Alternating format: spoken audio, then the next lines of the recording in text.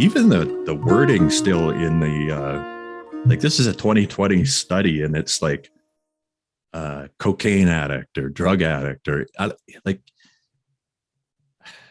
that kind of language is taking away autonomy.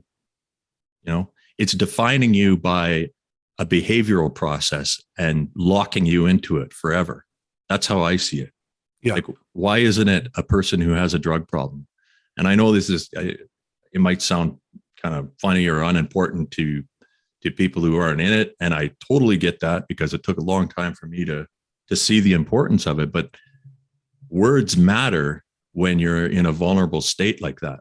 And if you're told or called, I mean, it's still socially acceptable to like, there's authors who have books titled blah blah blah junkie or whatever. Like, this is not helpful. No.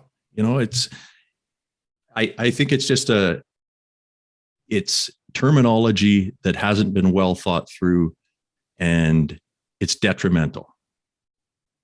That's it. That's how I see it anyway. It absolutely is. And I was thinking about how we had Garth Mullins on, and he refers to himself as a dope fiend.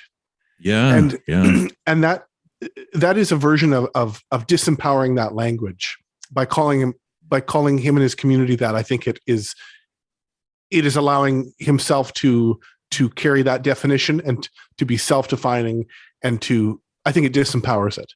It does. Yeah. And I absolutely understand what you're saying, and I get what he's trying to do, but I found that actually a little bit cutting.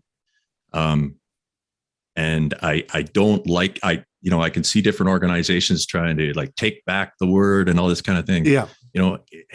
I don't think that's the way, because you're reinforcing that. You're saying it's okay to call me that. And maybe it's okay for you, but how about somebody who isn't there yet, or somebody who's still trying to figure out what the fuck's going on with their head? Yeah.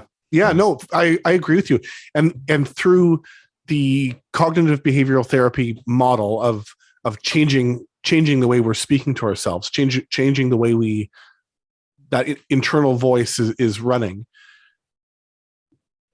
There is a chemical effect of how that lands, particularly with the word addict. Absolutely. It's thoughts. That word is thoughts, actions, thoughts, behaviors, thoughts, feelings, behaviors. Sorry. Yeah. Thoughts, feelings, behaviors. Thank you. And that's exactly it. You nailed it.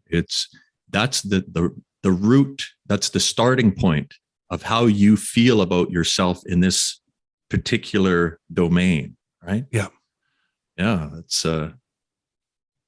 I mean, if you ascribe to any kind of cognitive behavioral therapy, then we would have to look at that more seriously. Yeah. Yeah, that's a good point. I don't know how to put that into a what if. I guess what if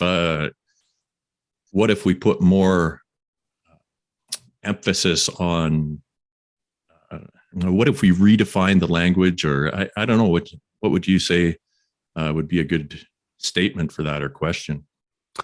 Yeah. What if we considered the way we define ourselves and the language we use about ourselves? I think that is happening. I think that, for example, in the SMART recovery model, there is an elimination of labels. There is so it would be referred to as an addictive behavior. Yes. The behavior is addictive, but I'm not an addict. Yeah. Yeah, absolutely. And we know, again, the one everyone points to, the study everyone points to, is the smoking one, where we know that if you identify as a non-smoker versus somebody who quit smoking, you have I forget what it is, a 30% increase in your ability to quit smoking. Like it's these little things that matter. Absolutely. And yeah, identity is important. Yeah, that's a good one too. Thanks for refreshing my memory on that.